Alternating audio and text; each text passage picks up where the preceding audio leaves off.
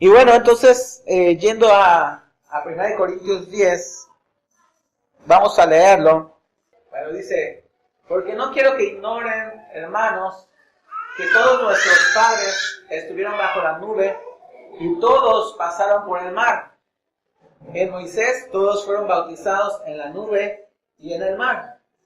Todos comieron el mismo alimento espiritual, ¿de cuál está hablando? Del maná.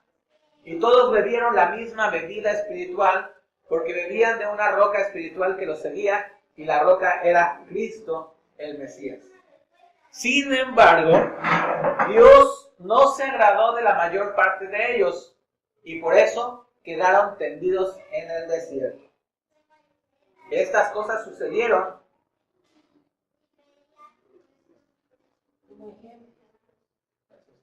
como ejemplo para nosotros, a fin de que no codiciemos lo malo como ellos lo codiciaron.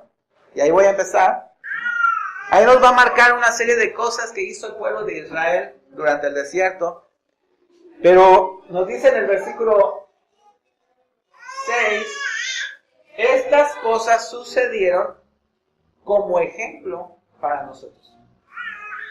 A veces nosotros decimos, bueno, el pueblo de Israel testarudo, que tenía ahí a Dios, que tenía su presencia, pero dice que todas estas cosas Dios las permitió para ejemplo de nosotros.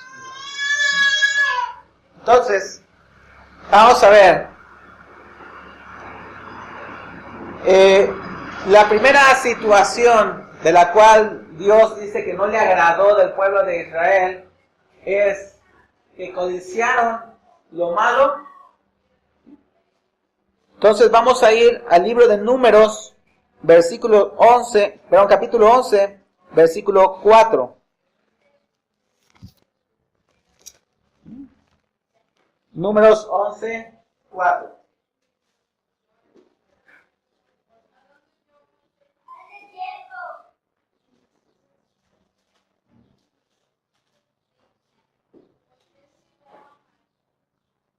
¿Leo? ¿Tienes? Y una multitud de extranjeros que se mezcló entre ellos tenía un apetito insaciable. Y regresaron e hicieron llorar también a los hijos de Israel, diciendo, ¿quién nos diera a comer carne? Sí, sí. ¿Quién nos diera carne para comer? Y recordamos el pescado que comíamos gratis en Egipto, y los pepinos, y los melones, y los puerros, las cebollas y los ajos. Pero ahora, he aquí nuestra alma se fatiga, porque no hay nada, sino solamente un maná que está delante de nuestros ojos. Ahí. ¿Sí? Bueno, entonces dice, fíjense cómo empieza el pasaje, dice, unos extranjeros. ¿Sí? O sea, el pueblo de Israel iba caminando en el desierto comiendo maná, ¿sí? Que era lo que Dios le estaba dando. Pero dice que unos extranjeros, ¿sí?, se acercaron a ellos y los contaminaron o los contagiaron para que se quejaran contra Dios. Y dijeran, ya estamos hartos de este maná, de esta cosa que está aquí, ¿verdad? Que era como una hojuela. Y entonces ellos decían, estamos hartos de aquí. ¿Quién nos diera de comer carne? Dice, porque allá en donde antes estábamos, ¿verdad?, teníamos pescado gratis, teníamos pepinos y teníamos otras cosas, ¿verdad?, que nos sustentaban. Y entonces, ¿qué pasó? Dice la Escritura que Dios mandó un montón de codornices para que comieran, dicen, hasta que se harten y les salgan por la nariz la carne que están comiendo. Así fue Dios, pero se enojó. Se enojó, ¿por qué? Porque se olvidaron de que ellos no tenían necesidad de ninguna cosa. Mientras estuvieran en el desierto, dice la palabra, Dios iba con ellos como una nube en el día, guardándolos del sol, del calor, como una columna de fuego en la noche, dándoles calor y dirigiendo sus pasos para que no tuvieran tropiezo ahí en la oscuridad. Y no solo eso, sino que día a día Dios les daba alimento. Y dice la palabra que cuando finalmente ellos cruzaron el desierto y llegaron al Jordán, dicen que se dieron cuenta de que sus calzados nunca se habían roto, sus vestidos nunca se habían envejecido. O sea, hace que Dios había provisto todo. Mas, sin embargo, fue una influencia externa la que los llevó a quejarse de Dios. Entonces, nosotros lo que tenemos que hacer, ¿verdad?, es evitar esas cosas. Dice la palabra en Corintios, todo esto Dios lo permitió, ¿para qué? Para darnos ejemplo. Entonces, ¿verdad?, Dios nos muestra esto para que nosotros aprendamos. No debemos dejar que nadie, ningún pueblo externo, ¿verdad?, nadie que no sea de nuestra misma creencia, nos lleve o nos influencie a dudar de Dios. Decíamos de lo que aprendíamos ayer. Provisión. Algo que nos enseñaron. Cuando Dios te dice, te voy a dar, es te voy a dar. Y si Dios te dice, no te va a faltar nada, es no te va a faltar nada. Cuando Jesús envió a los 70, ¿verdad?, para ir y predicar, al final les pregunta, cuando yo los envié, y los envié sin bolsa, los envié sin dinero, los envié sin nada, ¿les faltó algo? Y ellos contestaron, nada. ¿Por qué? Porque cuando Dios dice, nada te va a faltar, es nada te va a faltar. Hablábamos del afán que habla Mateo, ¿sí? Dice, si Dios sabe que ustedes tienen necesidad de estas cosas, Dios se las va a proveer.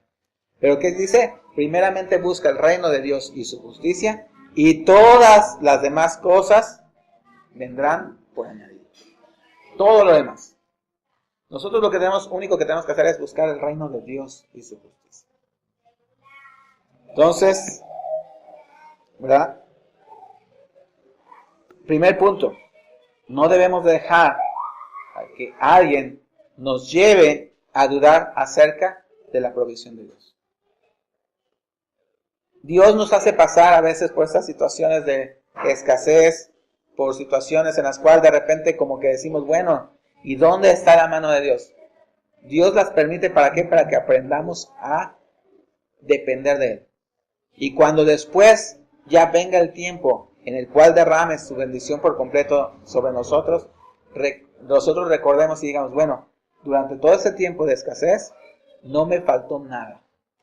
Dios me proveyó de alguna u otra manera, pero Dios me proveyó para que no tuviera yo que pasar hambre, ¿ah? No me faltó calzado, no me faltó vestido, no me faltó casa. ¿Por qué? Porque Dios estuvo ahí con nosotros. Simplemente son periodos o situaciones por las cuales Dios nos permite pasar, pero para enseñarnos acerca de su provisión. También aprendíamos ayer, yo no recordaba esto, justo en el momento en el que el pueblo de Israel cruzó el Jordán, dice que el maná dejó de caer.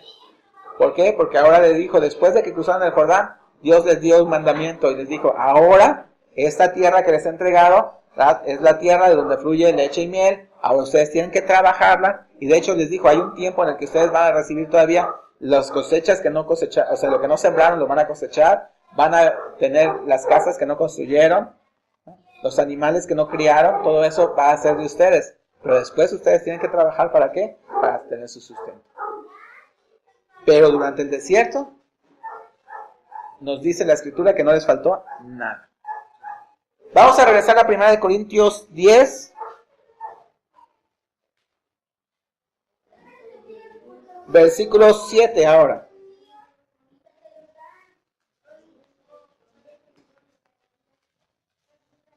Primera de Corintios 10, 7.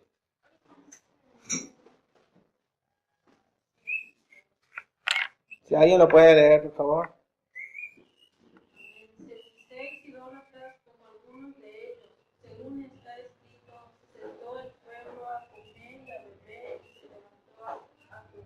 Ok.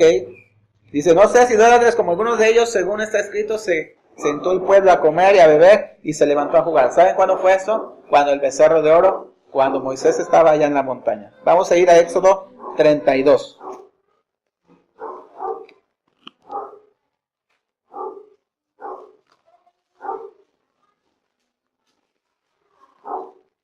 ¿Estamos ahí?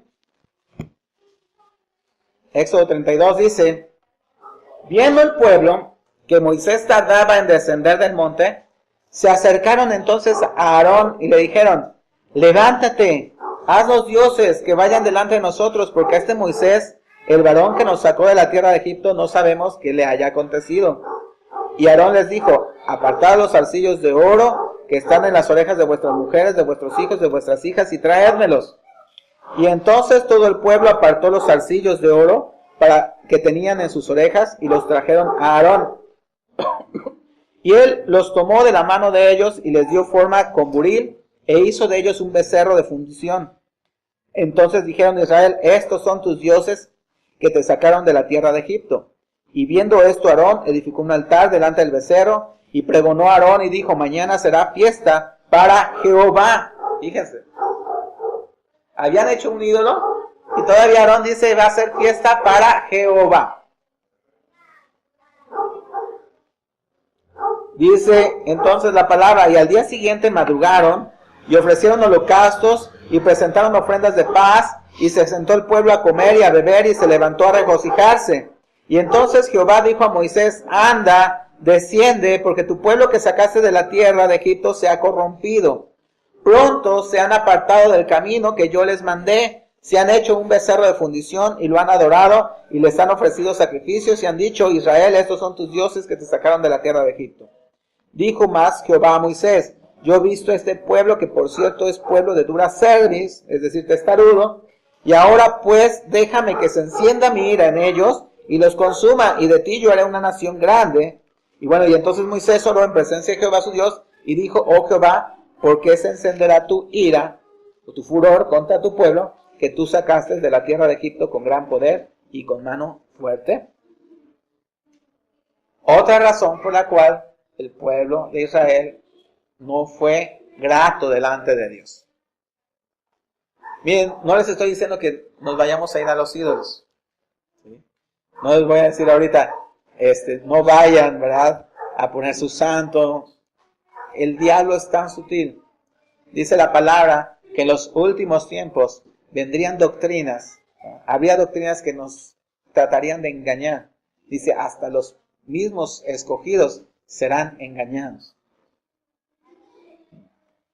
¿Era el pueblo escogido de Dios? Sí, era el pueblo de Israel. Pero fueron engañados, ¿por qué? Porque por ahí hubo un espíritu, ¿no?, en alguien que le dijo a Aarón: mira, Moisés, ¿quién sabe qué pasó? Ya se perdió. Mejor búscanos otra manera, o haznos un Dios como los dioses de Egipto, ¿no?, para que nosotros le adoremos y le sirvamos. Yo sé que aquí ustedes no van a regresar a la idolatría, pero sí puede pasar, y para eso es que hoy Dios nos habla, para que estemos atentos, ¿verdad? Puede pasar que llegue una doctrina, llegue una enseñanza que no sea de Dios y que nos desvíe del camino. Por eso nosotros tenemos que estar alertas, ¿sí? ¿Qué escuchamos? ¿A quién ponemos atención? Miren, en el internet hay muchas cosas buenas, ¿sí?, pero también hay enseñanzas que no son de Dios, que pareciesen ser de Dios, pero no son de Dios. ¿Okay? Porque a veces transgiversan la escritura o le dan una interpretación. Yo recuerdo escuchar a un predicador en alguna ocasión que decía: un texto fuera de contexto es un pretexto. Cuando toman un texto en la Biblia y de repente lo sacan de todo contexto en el cual está introducido ese texto y hacen una doctrina completamente nueva de ese texto, eso no es de Dios. ¿Y qué es lo que está haciendo? Llevándonos a una falsa adoración. ¿Por qué Dios se enojó con los hijos de Aarón cuando le ofrecieron un fuego extraño? Dice la palabra que ellos quisieron llegar, ofrecer, tomaron los incensarios, pero Dios había dispuesto cómo se tenía que ofrecer ese sacrificio. Pero ellos quisieron hacerlo como ellos quisieron, Dice la palabra que Dios se enojó tanto que en ese mismo momento fueron destruidos, o sea, calcinados. ¿Por qué? Porque era algo que Dios no había pedido. Entonces, cuando nosotros seguimos doctrinas que no son de Dios, que son a veces doctrinas que enseñan a ciertas personas y que simplemente lo que buscan es desviar al pueblo, ¿para qué? Para que no sea agradable a Dios. Lo que busca el enemigo, ahorita lo vamos a ver, es que tú caigas de la gracia de Dios. Porque mientras tú te mantengas en la gracia de Dios, Dios te va no quiero usar la palabra solapar, pero sí te va a ver, ¿verdad? Que si tú cometes un error, bueno, te equivocaste, reconoce tu error y vamos a seguir adelante. Pero estás en la gracia. Pero cuando tú ya caes de la gracia de Dios, entonces te equivocaste. ¿Sí? Ya no estás bajo mi cobertura, ya no estás bajo mi protección. Miren, ahorita es un buen momento. Yo recuerdo más de un año, por ahí había unas situaciones con respecto a los diezmos. A mí me llegaron enseñanzas acerca del diezmo, que si el diezmo todavía se tenía que dar o no, ¿verdad? Que si era cosa del Antiguo Testamento o que si era cosa del Nuevo Testamento. Hay mucho, o sea, si ustedes se meten al internet, hay muchos predicadores que dicen que ya el diezmo ya no se debe de dar. Pero sucede que muchos de ellos ni son pastores, y si ustedes investigan, pues dieron esa enseñanza y ya. ¿Qué es lo que pasa? Son infiltrados, ¿verdad? Son cosas que el enemigo mete. ¿Para qué? Para desviar el corazón del pueblo. Porque escrito está en la Escritura acerca del diezmo. ¿No? Dice, pruébame en esto, y vas a ver si no yo te abro las ventanas de los cielos sobre tu vida. Alguna vez me comentó una persona que ni siquiera se congrega aquí, ¿verdad?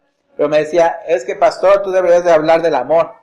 Yo nunca he visto a un pastor que diga, hermanos, hoy no ofrenden ni diezmen, ¿verdad? Y den todo ese dinero a los pobres. Sí es cierto, yo nunca lo he visto. Pero yo le contesté, ok, ciertamente no, pero te voy a decir una cosa, en la ofrenda y en el diezmo está la bendición del creyente. Si yo a alguien le digo no ofrendes o no diezmes, estoy cortando la bendición de Dios sobre su vida. ¿Por qué? Porque esto está aquí escrito y dice que trae bendición para tu vida. Si tú traes una ofrenda delante de Dios, es bendición para tu vida. Si tú traes un diezmo delante de Dios, es bendición para tu vida. Dice, mejor el 90% con la bendición de Dios que el 100% sin su bendición. Pero son enseñanzas que ahí están. ¿Para qué? Para caer de la gracia de Dios. Entonces, mejor tener la bendición de Dios en todo lo que hacemos y no permitamos, ¿verdad?, que enseñanzas extrañas vengan sobre nosotros y nos desvíen del camino de Dios. El pueblo de Israel, ¿verdad? Ahí hubo alguien que dijo, mira, yo creo que ya Moisés ya se quedó por ahí muerto, que se lo comió un oso, quién sabe qué le pasó. Mejor haznos un Dios y ese Dios nos va a guiar. Y todavía Aarón dice, pues vamos a hacerle fiesta a Jehová, cuando lo que habían hecho era una abominación completamente para Dios. Y entonces, ¿verdad?, esas enseñanzas que vienen, ¿verdad?, de espíritus contrarios a Dios, ¿qué es lo que va a pasar? Que nos van a desviar de Dios. Entonces llevamos 2 puntos. Vamos a regresar 1 Corintios 10.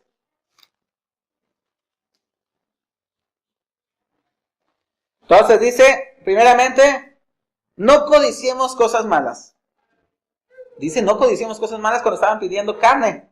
Pero es que era por la mala influencia de los externos. Estaban negando o rechazando la bendición de Dios. En este otro punto dice, no sean idólatras. ¿Qué quieren decir? Desviaron, ¿verdad?, el camino o la visión que tenían hacia Dios, hacia otra cosa, y entonces se perdieron. Punto número 3, versículo 8. Dice, ni forniquemos como algunos de ellos fornicaron y cayeron en un día 23,000. Vamos a ir al libro de Números.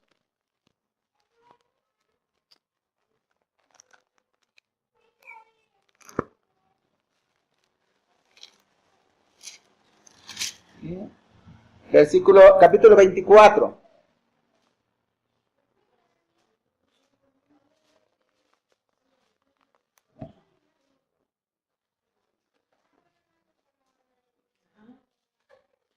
Sí, nada más para recordar la historia, voy a empezar al 24 y después pasamos al 25.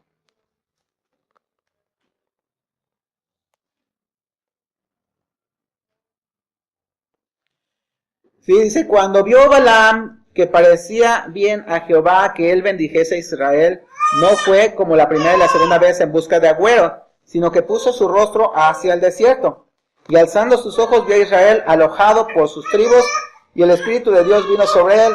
Y entonces tomó su parábola y dijo Balaam, hijo de Beor, y dijo el varón de ojos abiertos. Dijo el que oyó los dichos de Dios, el que vio la visión del Omnipotente, caído, pero abiertos los ojos. Cuán hermosas son tus tiendas, oh Jehová, tus habitaciones, oh Israel. Como arroyos están extendidos, como huertos junto al río, como aloes plantados por Jehová, como cedros junto a las aguas. De sus manos destilarán aguas, y su descendencia será en muchas aguas. Y de ahí sigue bendiciendo al pueblo de Israel. ¿Recuerdan Balaam y Balac? Entonces, ¿verdad? Viene Balac, se enoja, dice el versículo 10. Entonces se encendió la ira de Balac contra Balaam, y batiendo sus manos le dijo, para maldecir a mis enemigos te he llamado, y he aquí los has bendecido ya 3 veces. Ahora, huye a tu lugar. Yo dije que te honraría, mas he aquí que Jehová te ha privado de honra. Y Balaam le respondió, ¿no lo declaré yo también a tus mensajeros que me enviaste diciendo, si Balac me diese su casa llena de plata y oro, yo no podré traspasar el dicho de Jehová para hacer cosa buena ni mala de mi arbitrio? Mas lo que hable Jehová, eso diré yo. He aquí, yo me voy ahora a mi pueblo, por tanto ven, te indicaré lo que este pueblo ha de hacer a tu pueblo en los postreros días. Dice, cuarta profecía de Balaam. Y tomó su parábola y dijo Balaam, hijo de Beor, dijo el varón de ojos abiertos, dijo el que oyó los dichos de Jehová y el que sabe la ciencia del Altísimo, el que vio la visión del Omnipotente caído pero abiertos los ojos. Lo veré, mas no ahora, lo miraré, mas no de cerca. Saldrá estrella de Jacob y se levantará centro de Israel, y herirá a los sienes de Moab y destruirá a todos los hijos de Set. Será tomada Edom, será también tomada Seir por sus enemigos, e Israel se portará varonilmente. De Jacob saldrá el dominador y destruirá lo que quedare de la ciudad. Y viendo a Amalec, tomó su parábola y dijo, Amalec, cabeza de naciones, mas al fin perecerá para siempre. Y viendo al ceneo, tomó su parábola y dijo, fuerte es tu habitación, pon en la peña tu nido, porque el ceneo será echado. Cuando Asiria te llevara cautivo, tomó su parábola otra vez y dijo, ay, ¿quién vivirá cuando hiciere Dios estas cosas? Vendrán naves de las costas de Kitim y afligirán a Siria, afligirán también a Heber, mas él también perecerá para siempre. Y entonces se levantó Balac y se fue y volvió a su lugar, y también Balac se fue por su camino. Bueno, ¿qué vamos a ver? Balaam seguía bendiciendo al pueblo de Israel. Pero le dijo, hay una forma, que yo no puedo maldecir al pueblo de Israel, pero hay una forma en la cual tú puedes hacer que Dios vuelva su mano, su rostro del pueblo de Israel. Y vamos a entrar ahora sí al capítulo 25. Y dice, moraba Israel en Sittim y el pueblo empezó a fornicar con las hijas de Moab, las cuales invitaban al pueblo a los sacrificios de sus dioses, y el pueblo comió y se inclinó a sus dioses.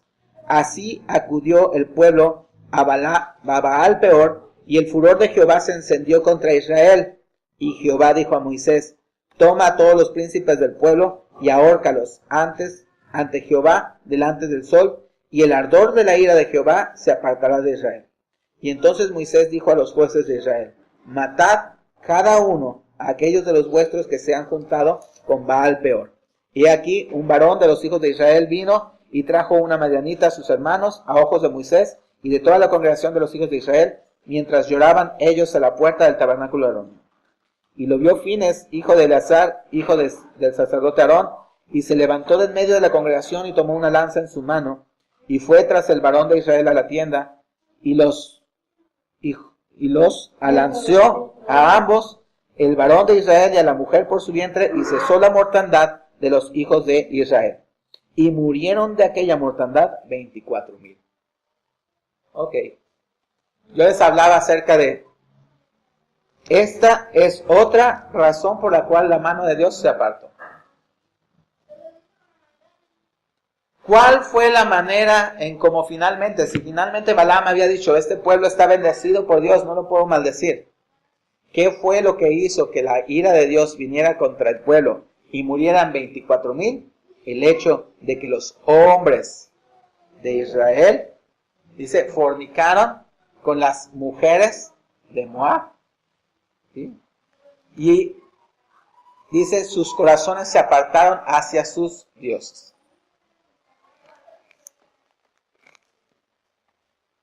Sucede, y está muy claramente dicho en la Escritura. Dice, no te unirás en yugo desigual, dice la palabra. Y ahorita le hablo a los jóvenes. Nada más hay 2 aquí, pero bueno. No, 2. Pero la Escritura es bien clara en cuanto a esto. ¿Cómo hizo que el pueblo de Israel cayera de la gracia de Dios? Adulterando y fornicando con un pueblo extraño. Por eso dice la Escritura, no se unan en yugo desigual. ¿Qué relación tiene la luz y las tinieblas? Dice la Escritura, cuando un hombre y una mujer se unen, un solo cuerpo o un solo ser son, ¿no? Ya no son 2, sino son una sola carne. Entonces, ¿qué es lo que pasa cuando un cristiano y alguien no cristiano se unen? Hay un ejemplo muy claro que me pusieron. El cristiano es hijo de Dios. El no cristiano es hijo del diablo. Entonces, si un cristiano se junta con un no cristiano, tiene por suegro a Satanás. ¿Eso es? Tan, tan. ¿Sí? Entonces, ¿qué espera? La mentira más grande del mundo y que yo he escuchado muchas veces es que yo lo voy a cambiar. Es que le voy a hablar y Dios va a tocar su corazón. Pues si Dios va a cambiar su corazón es antes de. Porque tú no eres más grande ni más fuerte que el Espíritu Santo para convencer a alguien si el Espíritu Santo no lo puede hacer. Ciertamente Dios puede transformar una vida, pero que sea antes de. No digo que no se fijen en. Pueden poner, dice, bueno, se ve bien. Pues órale a Dios para que cambie y transforme su vida. Y ya después, cuando tú estés seguro de que ha dispuesto su vida y su corazón delante de Dios, entonces sí, piensa en algo más. Porque hay muchos también que vienen a las iglesias, jóvenes, que lo que vienen es a buscar a ver qué encuentran. ¿Por qué? Porque saben que en una iglesia, hablo sobre todo de los varones, porque saben que en una iglesia cristiana que van a encontrar señoritas, ¿verdad?, que no andan con cualquiera, sino que están siempre en su casa, que están de buen testimonio, ¿verdad? Y pues como ya se cansaron de todas las que tienen allá afuera, pues van a ver qué encuentran en la iglesia. Entonces por eso es necesario, ¿verdad?, que sobre todo nosotros como padres cuidemos a nuestros hijos y jóvenes que pongan atención en quién están poniendo sus ojos. ¿Por qué? Porque hay infiltrados, dice la palabra. Jesús hizo una parábola en la cual decía que vino el sembrador y sembró, ¿verdad?, el trigo, las semillas. Pero dice que el enemigo vino después y sembró cizaña. Y entonces le decían al dueño del campo, vamos y quitamos toda la cizaña. Y dijo, no, dejen que crezcan juntos y después, ya cuando estén grandes, separaremos la cizaña del trigo. ¿Qué significa o de qué nos habla esa parábola? De que en la iglesia, ¿verdad?, tanto hay aquellos que realmente están buscando a Dios como aquellos que son infiltrados del enemigo, ¿sí? Porque así dice la parábola, el enemigo los sembró. Entonces son infiltrados del enemigo, ¿para qué? Para venir a destruir, para venir a robar, para venir a quitar las cosas, las bendiciones de la iglesia. Entonces no todo, pues no por nada dijo Jesús, ¿verdad? No todo el que dice Señor, Señor, entrará al reino de los cielos. Hay que ser, ¿verdad?, bien cuidadosos de a quién estamos nosotros enfocando nuestras miradas. Lo digo por los jóvenes. Y en cuanto a los padres, ¿verdad?, tenemos que tener cuidado de con quién andan nuestros hijos, aunque sean cristianos. ¿Sí? Hay que tener cuidado, porque finalmente no conocemos realmente el corazón. La palabra o el Espíritu nos puede dar discernimiento, y a veces nos da discernimiento en ese sentido, ¿no? Tú dices, no, como que esa persona no del todo me cae, ¿verdad? Como que hay algo por ahí que no cuadra. Entonces, ¿verdad?, tenemos que tener cuidado. Esta fue la tercera razón por la cual hubo hombres y mujeres que cayeron de la gracia de Dios. ¿Qué fue lo que pasó? Dice, los mandó a exterminar el Señor.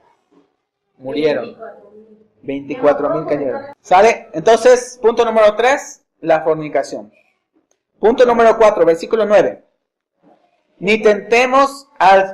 1 Corintios 10, versículo 9. Ni tentemos al Señor, como también algunos de ellos lo tentaron y perecieron por las serpientes. Vamos a ver a Números 21. Versículo 4.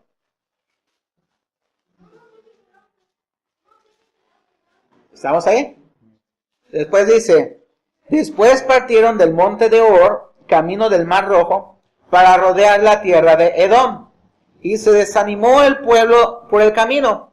Y habló el pueblo contra Dios y contra Moisés. ¿Porque nos hiciste subir de Egipto para morirnos en este desierto? Pues no hay pan ni agua. Y nuestra alma tiene fastidio de este pan tan liviano, era del maná. Y Jehová envió entre el pueblo serpientes ardientes que mordían al pueblo, y murió mucho pueblo de Israel. Y entonces el pueblo vino a Moisés y dijo, hemos pecado por haber hablado contra Jehová y contra ti. Ruega a Jehová que quite de nosotros estas serpientes. Y Moisés oró por el pueblo. Y Jehová dijo a Moisés, hazte una serpiente ardiente y ponla sobre una asta, y cualquiera que fuere mordido y mirare a ella, vivirá. Y Moisés hizo una serpiente de bronce, y la puso sobre un asta, y cuando alguna serpiente mordía a alguno, miraba a la serpiente de bronce y vivía. Entonces, ¿qué es el otro arma que usa el enemigo para que perdamos la gracia delante de Dios? Murmuración. ¿Contra Dios o contra las autoridades que Dios pone? ¿Sí? Tenemos que cuidarnos de esto.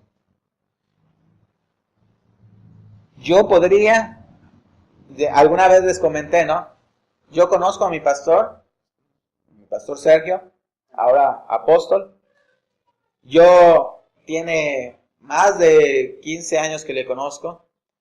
Mucho tiempo caminé al lado de él y conozco su carácter, conozco cómo él actúa, y yo podría decir, ¿verdad?, cosas que no me parecen de él. Yo podría hacerlo, y le conozco, pero no lo digo. ¿Por qué? Porque entonces estaría yo murmurando contra él. Yo estaría afrentando a Dios y a la autoridad que él puso sobre mí a través de la vida del pastor. Entonces, ¿qué es lo que yo tengo que hacer? Pues simplemente pedirle a Dios que lo transforme, que le ayude en ese aspecto, ¿no? Ninguno, ¿verdad?, es perfecto. Somos hombres. Todos los que estamos al frente, ¿verdad?, de una congregación, somos seres humanos. No es excusa, pero todavía Dios está puliéndonos. Dios está transformando nuestras vidas. Seguramente hay aspectos, ¿sí?, que de mí no le parezcan o de mi esposa no le parezcan, ¿sí?, pero por su bien, ¿sí?, mejor le pido que oren por nosotros para que Dios transforme nuestras vidas. Para que Dios, ¿verdad?, nos muestre el área en la cual nosotros necesitamos cambiar, en la cual necesitamos nosotros ser transformados y entonces, ¿verdad?, podamos realmente a través de Dios ser unas mejores personas. No nos estamos excusando. Mire, creo que lo más sano es hablar. De verdad, yo no me voy a enojar, y alguna vez también lo comentó Elsie. No nos vamos a enojar si usted viene y dice, mire hermano, ¿sabe qué? Que no me pareció. Creo que esta actitud que tuvo no fue la correcta. Creo que esto otro no debería ser así. Yo no me voy a molestar. Y al contrario, voy a agradecer su comentario, ¿no?, su observación. Ahí lo que me corresponde a mí es, bueno, ok, acepto y la recibo y voy a orarle a Dios, ¿no? Dice, a ver, Señor, realmente estoy actuando mal en este aspecto y que el Señor sea también quien me dirija, ¿no? Y si no, para eso también yo tengo una autoridad y voy a ir con mi pastor y le voy a decir, oiga, pastor, miren, es que pasa esto y esto. ¿Usted qué me dice? Cuando hablábamos este fin de semana allá en el Encero acerca de la cobertura de la autoridad, ¿verdad?, nos hablaban acerca de algo que se llama paternidad. ¿Sí? El hecho de que yo tenga un pastor y que ustedes tengan un pastor nos habla de paternidad. El mismo Pablo nos habla aquí en el libro de los Corintios cuando les habló, miren, ustedes podrán tener muchos sayos o muchos maestros en el Señor, pero si alguien los engendró fui yo. ¿Sí? Y hablaba de que eso le daba autoridad para disciplinar a su pueblo. Entonces, esa es la paternidad. Entonces, en este caso, espiritualmente yo actúo como el padre espiritual de ustedes, pero yo tengo un padre espiritual que es mi pastor y también si él me corrige, ya lo ha hecho varias veces, también él me va a decir, no, ¿sabes qué? Que esto no es así, tú tienes que actuar de esta manera. Ok. No me queda más que obedecer. ¿Por qué? Porque finalmente es mi autoridad. ¿Sí? Y fíjense algo bien importante en esto de la autoridad. Si finalmente el que se equivoca es el líder, el pastor, sobre quien va la responsabilidad por parte de Dios es sobre él. Porque él dirigió mal al pueblo. O sea que si yo me equivocara en algo que yo les enseñara o en algo que les dijera, la responsabilidad viene sobre mí, no sobre ustedes. ¿Por qué? Porque ustedes están obedeciendo, ¿no? Finalmente la autoridad que puso Dios en este lugar, en esta iglesia, soy yo. Y el que debe rendir cuentas sobre lo que pasa aquí, soy yo. Así como cada uno de ustedes, ¿verdad?, los varones son autoridad en su casa y Dios pone una responsabilidad sobre ustedes. Y lo que pasa en su casa, Dios lo va a demandar de la cabeza de la casa, que es el varón. Entonces, de esa misma manera actúa en lo natural como en lo espiritual. ¿Sí? Si en la casa a quien le demandan sobre que, ¿por qué fulanito es así? Pues es que sus papás nunca le enseñaron, ¿no? Nunca lo regañaron, nunca lo disciplinaron, por eso se comporta de esa manera. Siempre a quien le echa la culpa, al papá. Entonces, asimismo en lo espiritual, ¿no? Dice la palabra, como es el pastor, son las ovejas. ¿Sí? Entonces, de tal palo, tal astilla. ¿Sí? Entonces, ¿verdad? Este aspecto es así. Entonces, no es que, es por su bien que yo les digo esto, ¿no? No murmuremos. Realmente, ustedes me conocen y yo creo que les he dado la confianza para acercarse y platicar, ¿verdad? Y si algo les dice, no, ¿sabes qué, hermano? Eso no está, o no me pareció, lo platicamos sin ningún problema. Pero no quiero que el enemigo se meta de esta manera entre nosotros y que finalmente, ¿saben qué? El perjudicado va a ser usted, no va a ser yo. Entonces, yo, de verdad, en el amor de Cristo, yo deseo que ustedes sigan adelante, yo deseo que ustedes crezcan, yo deseo que ustedes puedan ver la mano de Dios. Pero para ello precisamente hoy les estoy hablando de esto.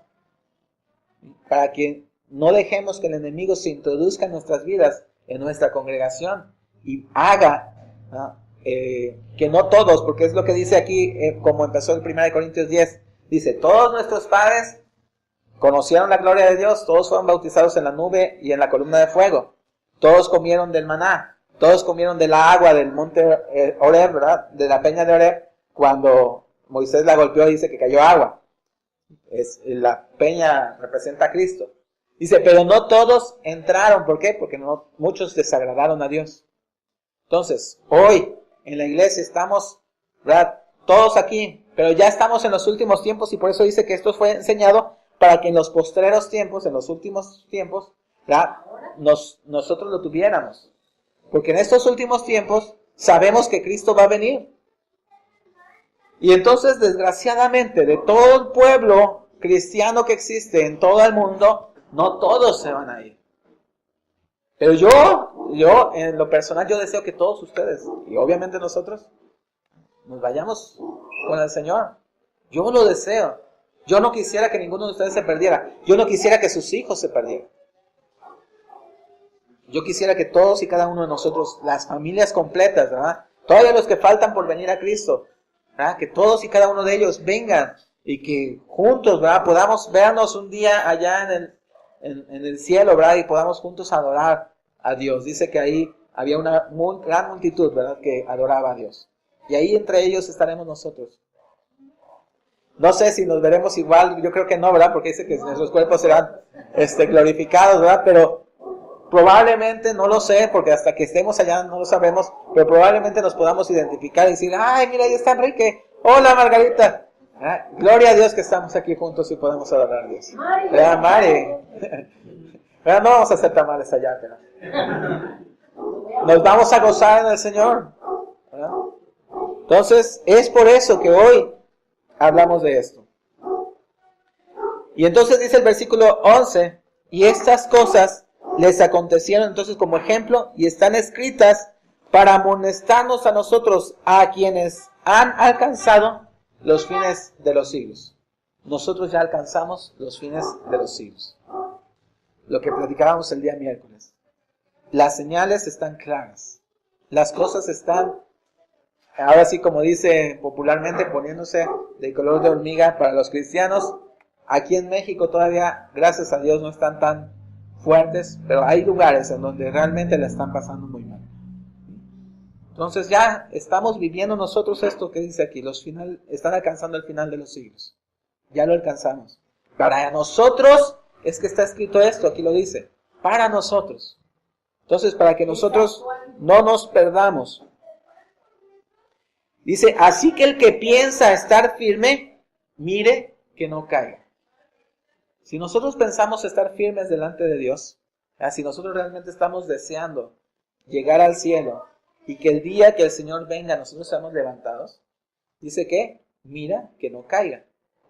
O sea, tenemos que cuidar nuestras vidas de estas cosas, ¿verdad? Que hemos visto hoy. Y dice, no os ha sobrevenido, es decir, no ha venido ninguna tentación que no sea humana. Todas nuestras tentaciones son humanas. ¿Ah? Al que le gustan las mujeres, obviamente les caen tentaciones de mujeres. A quien tiene alguna situación con alguna sustancia, esa tentación va a venir y es humana. ¿Sí? Aquel que le gusta agarrar, que es amigo de lo ajeno, es algo humano. O sea, no hay nada sobrenatural que diga, no, es que, híjoles, no había en mis fuerzas, no había manera en que yo pudiera resistir. No, todas las tentaciones son humanas. Dice, pero fiel es Dios, que no les dejará ser tentados más de lo que puedan resistir. Recuerden, también hay otra parte en la Biblia donde dice que cuando somos tentados, no digamos que somos tentados de parte de Dios, porque Dios no tienta a nadie. El que tienta es Satanás. ¿Sí? Pero dice aquí la Escritura que Él no nos va a dejar ser tentados más allá de lo que podamos resistir. ¿Qué quiere decir? Que siempre podemos resistir la tentación, porque no nos va a dejar ser tentados más allá. lo que nosotros podemos soportar, eso Él nos va a dejar hasta ahí. Dice la palabra, sino que dará también juntamente con la tentación la salida. ¿Para qué? Para que puedan soportar. Okay, entonces hay una tentación en nuestras vidas, va a venir tentación. No es de espantarnos, la tentación viene a nuestras vidas. Pero dice que juntamente con la tentación nos da la salida. ¿Para qué? Para que podamos soportar. Entonces todas estas cosas que hoy hablamos, ¿ah?, son tentaciones humanas, son cosas que pueden venir sobre nuestras vidas. Pero dice la palabra que juntamente con ella Dios nos va a dar la salida. Entonces siempre tenemos que cuando la situación esta venga a nuestras vidas, ¿verdad?, cuando nos queramos quejar de Dios, cuando queramos desviar a nuestra atención de Dios o recibir una enseñanza que es diferente a la de Dios, cuando nuestras miradas, ¿verdad?, estén puestas o se desvíen de Dios a través de el tener. Fíjense que esto del yugo desigual no solo aplica en las relaciones entre maritales o hombre y mujer, también aplica en los negocios. ¿Sí? O sea, yo no voy a hacer negocios con alguien que no tiene la misma creencia que yo. ¿Okay? ¿Por qué? Porque él no va a tener ningún temor de robar, de desfalcar, de hacer alguna tranza. Y como somos socios, pues yo también salgo embarrado en eso. Si esta persona no es temerosa de Dios, en ningún momento le va a causar el menor ruido el no pagar impuestos, el evadir el fisco, el pagar por ahí una mordida para que algo pase. Entonces, nosotros tampoco debemos de unirnos en ese tipo de yugo en cuanto a los negocios. Entonces tenemos que cuidarnos. Y finalmente, ¿verdad?, esto último, de no murmurar contra nuestras autoridades. Siempre, yo les digo con todo el corazón, van a tener la posibilidad de platicar conmigo o platicar con mi esposa. ¿Sí? ¿Para qué? Para aclarar cualquier situación. Miren, es mejor aclarar las cosas y no dejar que se haga una tormenta en un vaso de agua. ¿Sí? Mejor se aclaran las cosas, las situaciones y platicamos. Ya en algún momento con algunos se ha pasado eso, ¿no? De algunos malos entendidos, se han aclarado y bueno, seguimos caminando. Entonces, hermanos, este mensaje del día de hoy es precisamente para ello. ¿Sí? Para que nosotros caminemos como iglesia, como cristianos, nosotros podamos seguir adelante avanzando. Y estas cosas que a veces no se ven, pero el enemigo se infiltra de esa manera, ¿para qué? Para que nosotros caigamos de la gracia de Dios. Entonces, dice Pablo, estas cosas se las escribo a los que alcanzan el final de los siglos. Esos somos nosotros. Entonces, para nosotros está escrito esto, vamos a meditarlo, vamos a escudriñarlo, ¿sí? El tiempo ya está cerca, entonces tenemos que prepararnos. Si alguno piensa estar firme, dice, guárdese de esto. Entonces, pensamos en estar firmes, yo creo que en el corazón de cada uno de nosotros está eso, ¿no? El estar firmes, el no dejarnos caer. Entonces, guardémonos. Amén. Bueno, entonces vamos a orar, dar gracias a Dios por la palabra y después, si hay alguien que necesite oración, ¿sí? Entre las cosas precisamente que el apóstol nos decía, ¿verdad?, que hay que corregir, es que ya en las iglesias casi no se ministra al pueblo. Y dice, se da la palabra, pero no se ministra, cuando ayer en la escritura veíamos que precisamente juntamente con la palabra iba la administración. Entonces, si hay alguien que necesita oración por cualquier situación, ahorita al final oramos. Si desean que oremos toda la congregación, oremos toda la congregación. Si desean en particular que digan, no, pues yo más aparte quiero que ore por mí, adelante. Amén. Pues vamos a ponernos de pie entonces y vamos a orar y dar gracias a Dios por su palabra. Vamos a levantar las ofrendas. Padre Dios, te doy gracias, Señor, por esta palabra, Dios, que tú traes a nosotros en este día. Señor, tú sabes, Padre, cómo estuve, Señor, yo pidiéndote, Dios, que tú hablaras a nuestras vidas, que Señor, trajeras una palabra para cada uno de nosotros, Dios. Yo creo y siento que esto viene de ti, Señor, de tu corazón, Dios, porque tú quieres prepararnos para estos últimos días, Señor, en los cuales estamos viendo cosas tan malas, Dios. Y dice tu palabra, Señor, que justamente en estos tiempos, Señor, muchos se enfriarían, muchos, Señor, se desviarían de la verdad, Padre, y no queremos ser de eso, Señor. No queremos, Padre, que el enemigo, Señor, haga, Señor, de nuestras vidas lo que Él quiera, Rey. Dios, te lo pedimos en el nombre que es sobre todo el nombre de Cristo Jesús, Rey. Padre, tú seas, Señor, derramando tu bendición sobre cada uno de mis hermanos, Padre. Tú seas, Señor, abriendo las ventanas de los cielos, Padre. Tú seas, Señor, quitando, Dios, todo estorbo, Señor, de sus vidas, todo estorbo, Señor, de sus caminos, Padre, a fin de que ellos puedan mantenerse firmes delante de tu presencia, Dios. Señor, Dios, tú dice tu palabra que tú eres poderoso para mantenernos, Señor, limpios, sin tacha, delante de tu presencia, Señor, hasta el día en que tú vengas, Rey. Señor, en tu poder, Señor, descansamos, en tus fuerzas descansamos, Dios, y yo sé, Dios, que tú guardarás nuestras vidas si nosotros somos sensibles a tu voz, Señor, si nosotros podemos escuchar, Dios, y atender al llamado que hoy haces a nuestras vidas. Padre, yo te doy gracias, Señor, y bendigo a cada uno de mis hermanos, Rey, en el nombre que es sobre todo nombre, el de Cristo Jesús. Amén.